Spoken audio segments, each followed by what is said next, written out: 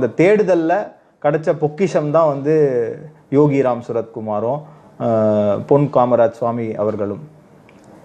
So இந்த தேடுதல், இந்த ஸ்பிரிச்சுவாலிட்டி தேடுதலில் நிறைய எக்ஸ்பீரியன்சஸ் இந்த வேர்ல்ட்லி லைஃப்பில் இருந்தாலும் நமக்கு எங்களுக்கு ஸ்பெசிஃபிக்கலாக வந்து நிறைய ஃபீல் ஆயிருக்கு. ஸோ இந்த மாதிரியான நேரங்களில் என்ன ஒரு நமக்கு என்ன எப்பவுமே நமக்கு வந்து இன்றைக்கி எல்லாருக்குமே டெய்லி ஒரு ப்ரேயர் இருக்குது, டெய்லி ஒரு ரிக்குவயர்மெண்ட் இருக்குது.